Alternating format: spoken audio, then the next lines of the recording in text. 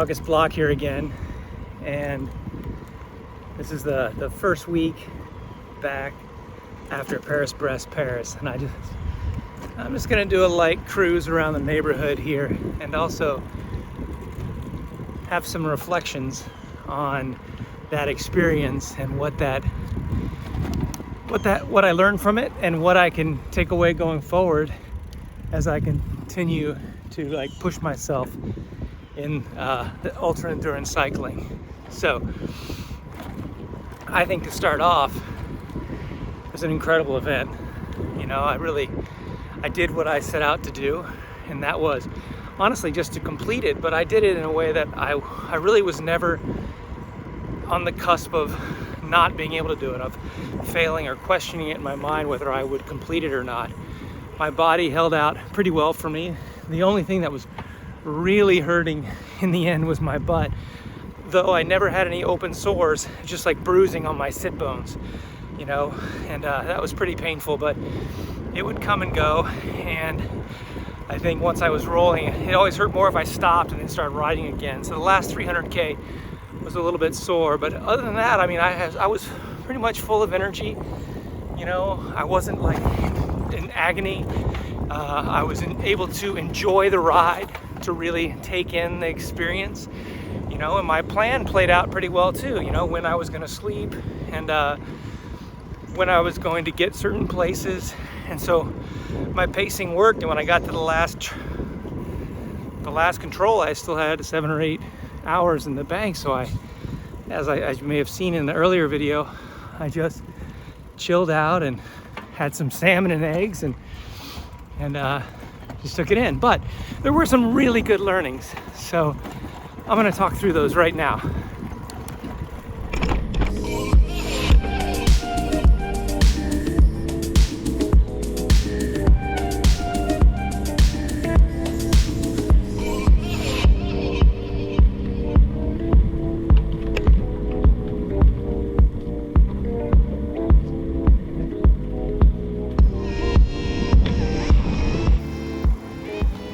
So one thing I'd like to work on that I can take away from this is that I'd like to be able to ride faster for longer. Like I have a higher sustained output. And I think, you know, I was out of the gate pretty good, and I hung in there until Ludeac, and I was cruising around, you know, 28 to 32 kilometers an hour, around 18 to 20 through that section. But then by the time I was coming back, I was really down to like 12, 13 miles an hour.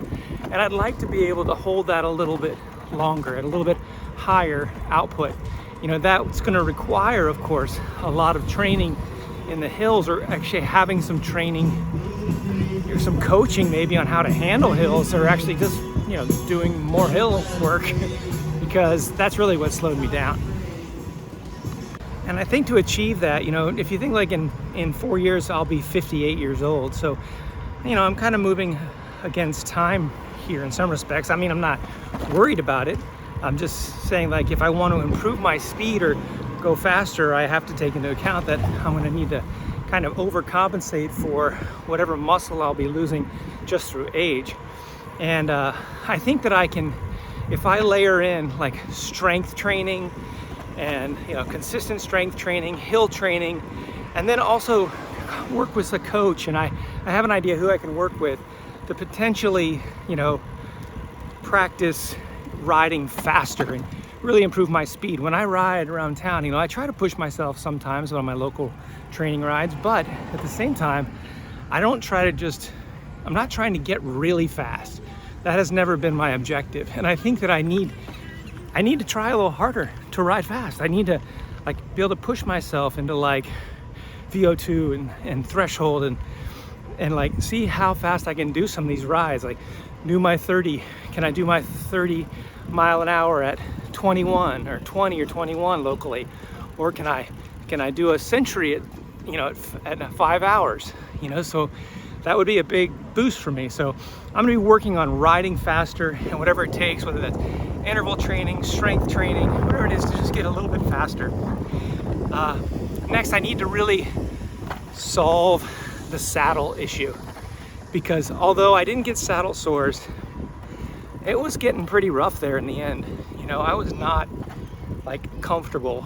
I mean, I'm not supposed to be comfortable on a 762-mile ride, of course, but you know, I'd like to be in less pain. So I'm actually already experimenting with a new saddle. I've been running the B17, which I love, of course, the Brooks B17, big proponent, but I'm a friend of mine who had done the transcontinental ride. He said he uses the Cell and Atomica, and that he's had great success with that on super long distance rides. So I thought, hey, I might try the Cell and Atomica. So I just ordered one of those today. I got the rubber version to start. If that doesn't work, I could potentially go with the leather one as well. So that's my first place to start. Another thing I've never really done is to have my bike fitted for me. And I've never really even fitted it like done a fitting myself, like taking the measurements, making sure that I'm, you know, research the right angles of my knees, my right height of my saddle, full, you know, the right width of my cockpit, you know, like I've never really done that. So I think I'm gonna, you know, I like to do things on my own. That's my big thing. It's like I like to do my own bike repairs. I like to get my stuff all set up. I like to be independent and know how to, you know, do everything myself. So first step I'm gonna do is I'm gonna really go deep in making sure that my bike is fitted correctly for me, so that I'm, you know, giving myself the best chance to have the maximum power and to, you know, overcome the saddle discomfort. You know, and that's going to have a lot to do with, you know, being fitted correctly on the bike.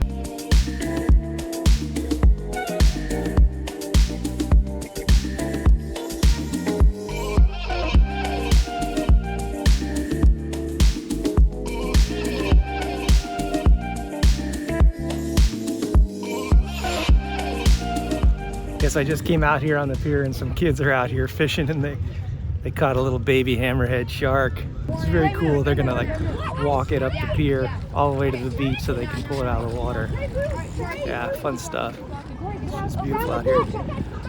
But anyway, what I was saying is, like, you know, what's my purpose? What's my goal in these learnings, and if I apply them, what am I going to do with them? Like if I become a faster rider and I can hold a sustained speed for a longer period of time, and I can, you know, increase my comfort level in the saddle over a longer period of time, what am I going to do with that? Well, first I'm going to target a couple things. One, I want to do a race. I've never done a race. I'm not saying I want to expect a place in it or win it or anything. I just want to go and race and be in a race. And I think it would make sense more for me to do like a gravel race than anything. So this year, one of my challenges is to increase my speed, gain some confidence, get more confident on gravel, and enter a gravel race. So I'll keep you posted on what race I enter. The other thing is in 2025, I am definitely going to do, or I'm saying that now, but you never know what kind of curveballs life can throw you.